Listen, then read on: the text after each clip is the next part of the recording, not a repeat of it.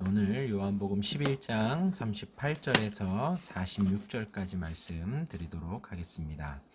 나사로가 아프다는 이야기를 듣고 예수님께서 한 이틀을 더 유하시다가 나사로를 만나러 가십니다.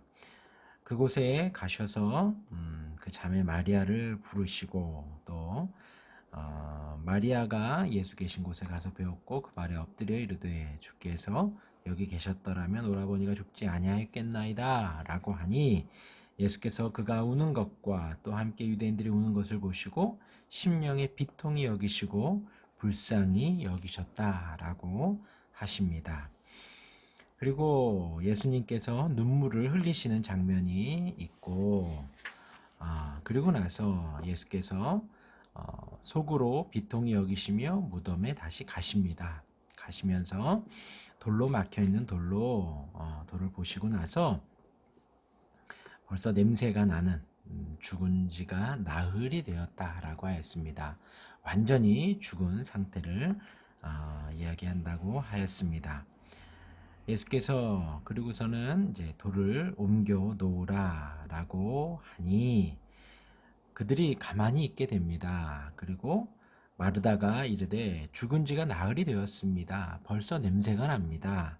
라고 하니 예수께서 이르시되 내 말이 내가 믿으면 하나님의 영광을 보리라 하지 아니하였느냐. 한 번 더 마르다의 믿음에 대해서 한마디를 하십니다. 그리고 나서 사람들이 돌을 옮겨 놓게 됩니다. 그리고 예수님이 감사의 기도를 하시고 큰 소리로 나사로야 나오라 부르시니 수족을 메인 동인체로 나오게 됩니다. 그리고 그 기적이 있고 난 후에 많은 유대인들이 믿었으나 라는 말씀이 있고 46절의 말씀은 그 중에 어떤 자는 바리새인들에게 가서 예수께서 하신 일을 알렸다라고 합니다. 이제 예수님이 죽은 자를 살리시는 기적을 베푸시는데 많은 유대인들이 믿게 되고 그 중에 어떤 자는 바리새인들에게 가서 알렸다라고 합니다. 오늘 말씀에 예수님이 비통히 여기셨다라고 합니다. 슬퍼하셨다라는 것입니다. 그리고 또 어제 말씀에도 보면 심령의 비통히 여기시고 불쌍히 여기셨다라고 합니다. 이것은 예수님도 눈물도 흘리셨다고 하고요. 예수님이 하나님의 형상으로 우리를 만드신 그리고 우리 마음 안에 그런 슬픔이 있고 또 비통히 여겼다. 또 마음이 통탄하고 그런 마음이 들었다라는 것입니다. 하나님의 형상으로 만들어진 우리의 마음도 그런 슬픔 속에 있을 때가 있죠. 예수님도 사람이셨기 때문에 그 슬픔을 가지셨다라는 것입니다. 그런데 여기에서 중요한 것은 그 비통히 여기셨다라는 것이죠. 불쌍히 여기시고 비통히 여기셨다. 사람이 죽은 것이 그리고 그 죽은 것에 대해서 슬퍼하는 그러한 모습이 그 죽음이라는 것이 사람이 병이 들어서 죽고 사람이 사고가 나서 죽고 시간이 돼서 나이가 들어서 죽었다.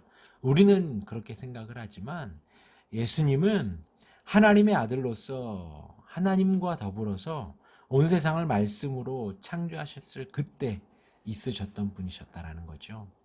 예수님은 말씀으로 온 세상을 만드시고 아담과 하와를 만드시고 그들과 더불어서 아담과 하와가 하나님과 교제하며 교통하며 하나님의 뜻대로 온 세상을 다스리고 기뻐하고 즐거워하였던 죽음이 없었던 그때를 알고 있었다는 것이죠.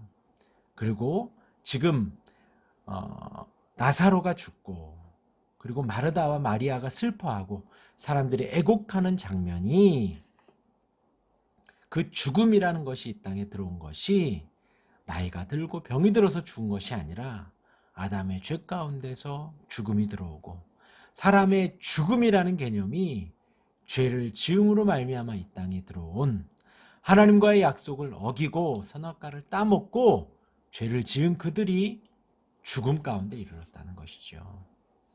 그리고 아담과 하와가 하나님과 더불어 기뻐하고 즐거워하고 순종하며 하나님과 교제했던 죽음이 없던 그때와 대비하여서 너무나도 지금 이 시대에 죄로 말미암아 죽어가는 인생들을 보시며 비통히 하셨다라는 것입니다. 그리고서 무덤에 가십니다. 무덤은 구리라. 무덤으로 가시는, 죽음 가운데로 가시는 예수님의 모습이 나옵니다. 나사로가 죽은 그 죽음, 그리고 많은 이들이 슬퍼하는 그 슬픔 가운데에 예수님이 찾아가시죠. 우리가 믿는 예수님은 죽은 우리 심령 가운데 오신 분이십니다. 우리 가운데 오셔서 아픔과 고통 속에 있는 우리를 회복하여 주시고 은혜롭게 인도하시고 생명으로 인도하신 분이시라는 것입니다. 죽음과 아픔과 고통으로 가셔서 그것을 회복과 은혜와 생명을 선포하시는 우리 주님이시다라는 것이죠. 그리고서는 그들을 향하여서 이 돌을 옮겨 놓으라 라고 하십니다. 그런데 거기 있는 사람이 그 말에 순종하지를 않아요. 왜냐하면 이미 죽은 지가 나흘이 되었기 때문에, 냄새가 나기 때문에 그들이 주저주저합니다. 그럴 때에 예수께서 내 말이 내가 믿으면 하나님의 영광을 보리라 하지 아니하였느냐. 방금 전에 마르다에게 그 부활에 대해서, 나는 부활이요 생명이다. 네가 믿으면, 살아서 나를 믿으면 죽음을 보지 않을 것이다. 또 죽은 자가 살아나리라 하고 나는 부활이요 생명이라는 것을 마르다에게 가르쳐 주었죠. 그렇게 가르친 것을 다시 한번 상기시킨 겁니다. 그러니까 41절에 돌을 옮겨 놓으니 이 말 앞에 그 후에 라는 말이 생략이 되어져 있는 거예요. 예수님이 마르다의 믿음을 다시 한번 상기시켜 주시고 그 믿음을 교정시켜 준 것이죠. 돌을 옮겨 놓으라 라고 하니 마르다가 나흘이 되었으니 냄새가 납니다. 예수님, 헛된 일입니다 라는 의미로 말을 했을 때 예수님이 나는 부활이요 생명이니 라고 했던 그때의 믿음을 다시 한번 상기시키고 난 후에 그들이 마르다의 눈짓을 보고 그들이 그 후에 돌을 옮겨 놓게 된 것입니다. 이 장면도 우리가 주목을 할 것이, 예수님이 나사로야 나오라, 죽은 나사로를 살리신 그 장면이 그냥 단순히 나사로와 마르다와 예수님만 있었던 것이 아니라 그 굴을 막고 있는 돌을 옮길 사람들, 장정들도 많이 있고 많은 사람들이 거기 주변에 둘러선 후에 그런 일들이 있었다는 것이죠. 그 사람들이 돌을 옮겨 놓은 것입니다.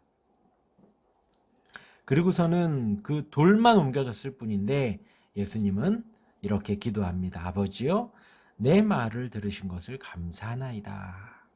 항상 내 말을 들으시는 줄을 내가 알았나이다. 그러나 이 말씀하옵는 것은 둘러선 무리를 위함이니 곧 아버지께서 나를 보내신 것을 그들로 믿게 하려 함이니이다. 이제 있을 일들, 그것에 대해서 하나님은 감사한 것이에요. 우리가 하나님 앞에 늘 감사해야 될 이유가 여기 있습니다.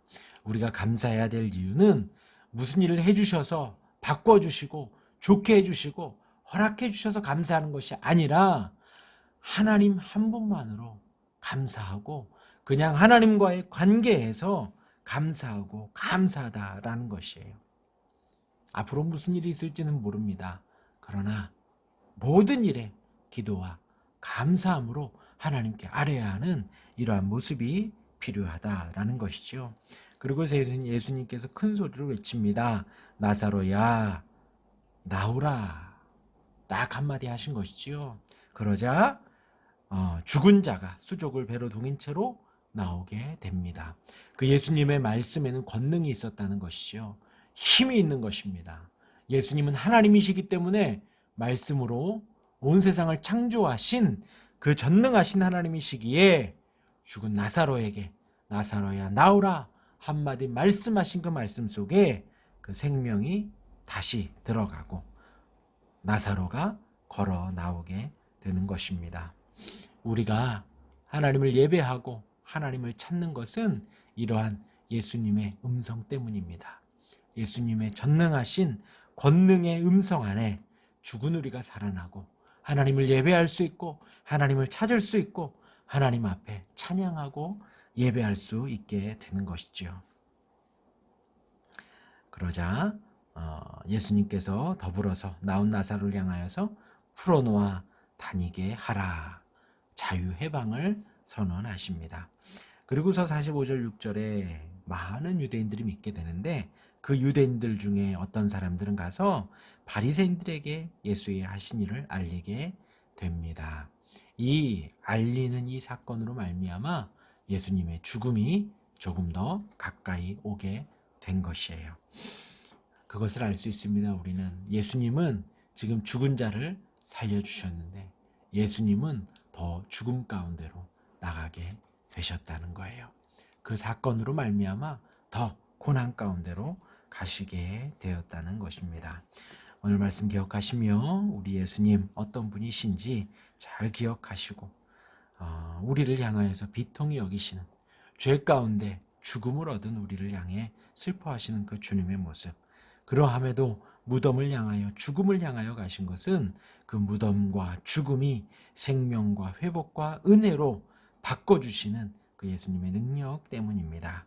그러하게 우리를 살려주신 주님을 의지하는 오늘 하루가 되기를 간절히 바랍니다. 아멘. 기도하겠습니다.